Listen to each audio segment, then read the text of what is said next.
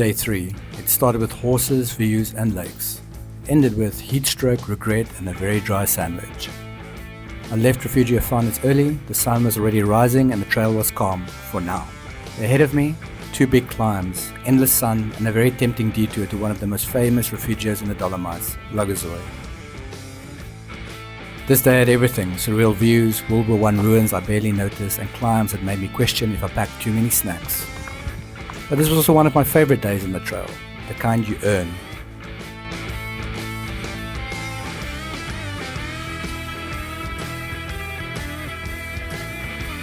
After a sweet breakfast and a strong Italian coffee, it was time to pack up, put on my very stylish dusty shoes and hit the trail. Today's mission is Rifugio Fanes to Rifugio Dibona, around 19 kilometers with 1,200 meters of elevation gain. The day began with a short but steep uphill. The trail opened up into this ridiculously beautiful valley, wide, open green and surrounded by those signature Dolomite giants. Honestly, this first stretch, about 5 kilometers of gentle rolling gravel, might be one of the most peaceful and scenic parts of the entire Alta Via 1.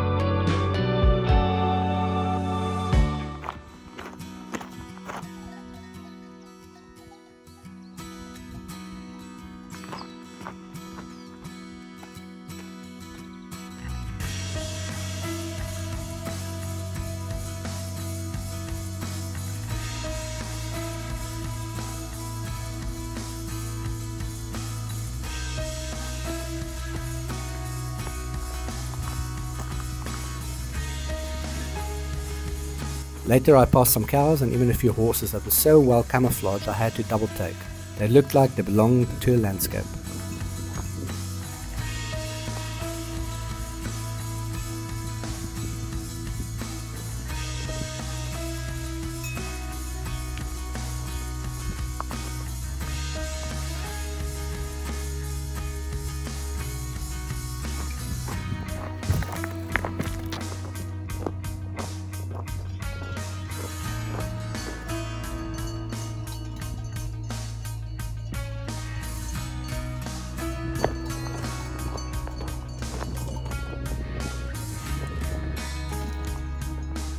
This valley stretch was calm, meditative and deceptively easy, but of course, in classic Dolomite fashion, the mountain had other plans.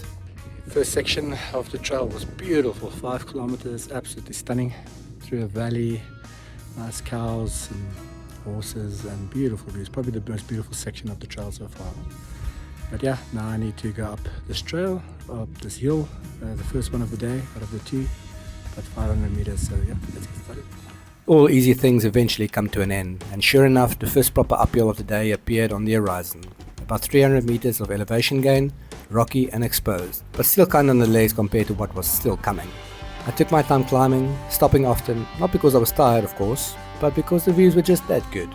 The trail hugged the mountainside, slowly revealing layers of peaks behind me and new valleys ahead. The pass felt wild and remote, and honestly, I didn't want it to end. But then it was time for the main event, a steep, over 600 meter ascent to the pass. This was the climb of the day, and I felt it. It was hot, the terrain was rough, the air got thinner, and my lungs, well, they had a lot to say.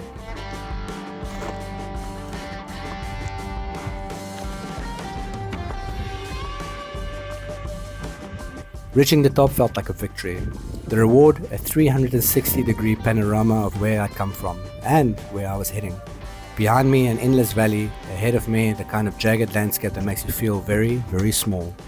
And right below, a shimmering alpine lake, our next destination. But first, the descent. And it was steep, rocky and relentless. Trekking poles came in very handy here. Do not forget them.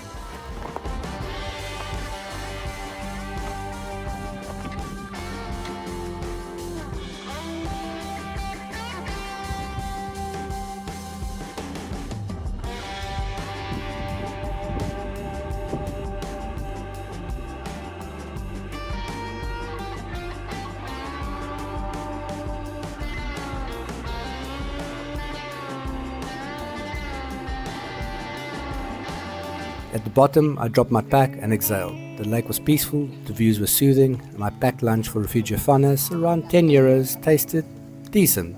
Okay, it was slightly dry. But that view, Michelin star. This was one of those moments on a hike where everything just clicks.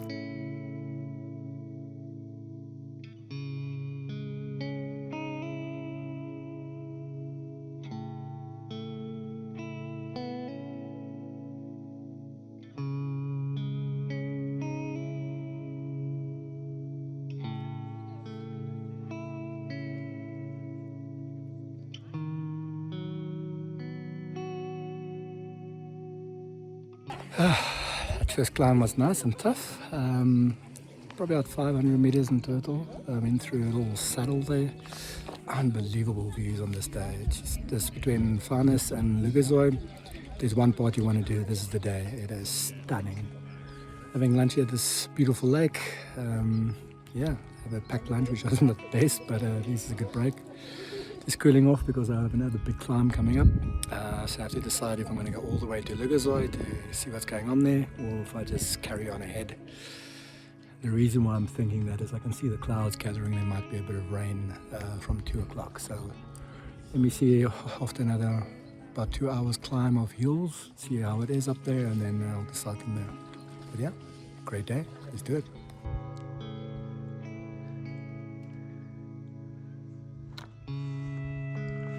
Eventually, it was time to move again.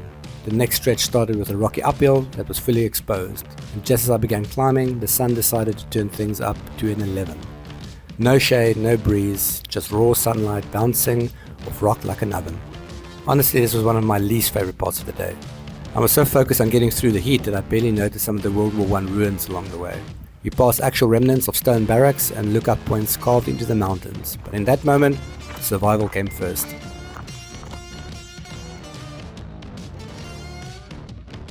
Eventually I made it to the section where you can turn off to Rifugio Lagazuoi, the highest refugio on the entire Alta Via 1.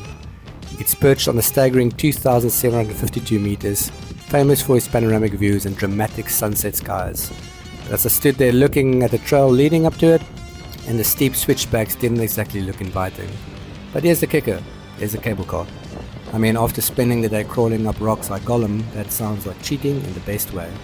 Tickets are around 16 euros one way or 24 euros return, and of course dogs ride free, which is quite a nice perk. And trust me, when I came back a week later by gondola, it was 3 degrees Celsius and snowing. During the hike, it was over 30 degrees Celsius and sunny. That's mountain weather for you. As for the Rifugio itself, it's beautiful. There's a sunny terrace with the kind of views you want to freeze frame forever. Clean dorms and rooms, a warm shower. You can even explore the World War I trenches and tunnels right nearby. It's like hiking through history. So if you're short on time or just want to hit the highlights, Lagazuoi is an amazing place to start or finish your Alta Via adventure. Just bring a jacket or two.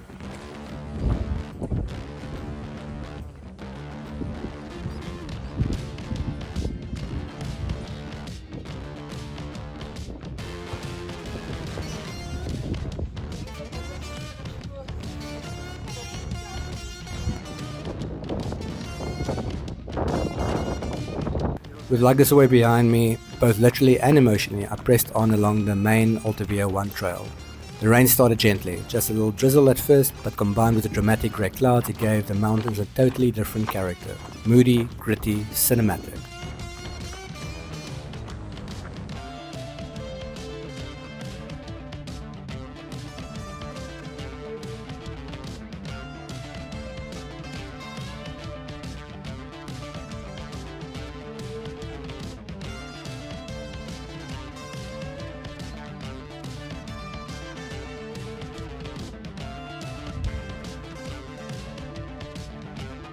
This stretch was peaceful and quiet. I passed a few more World War I monuments and even some tunnels carved into the cliffs.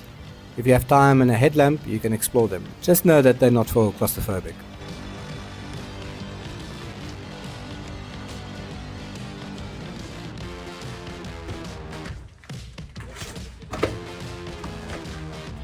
Eventually the terrain softened and the trail wound down towards Rifugio Dibona. The landscape started to feel more alpine meadows again, open, gentle and inviting.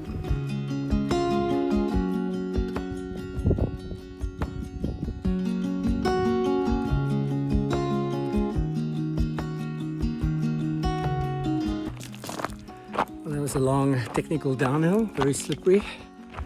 Thunderstorms above you.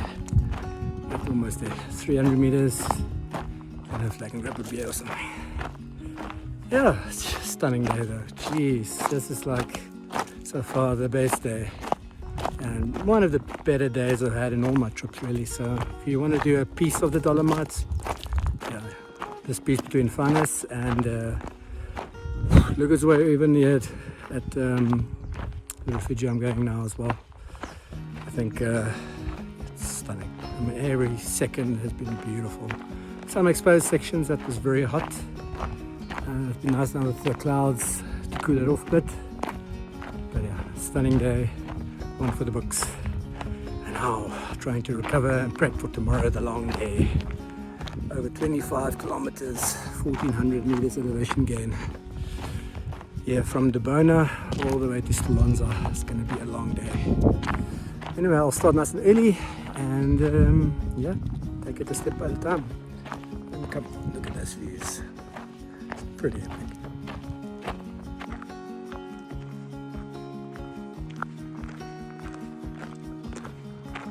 And then I saw it, Rifugio Dibona, perched just below the towering peaks with a big wooden deck calling my name. And let me tell you, what a place to end the day. Nestled at the foot of the Fana di Roses, this Rifugio is like something out of an alpine dream. Wooden beams, flower boxes, a giant sunny terrace with a front row view of the Dolomites, and best of all, dessert and beer waiting for me. I plopped down, kicked off the dusty boots, grabbed a cold one and a slice of cake, and just sat there like a man who just made it. Now, Dibona isn't as high up or remote as some of the other huts, but that actually makes it one of the most accessible and comfortable. You can even drive right up to it via gravel road from Cortina, which makes it a popular base for climbers, day hikers and photographers chasing the golden hour.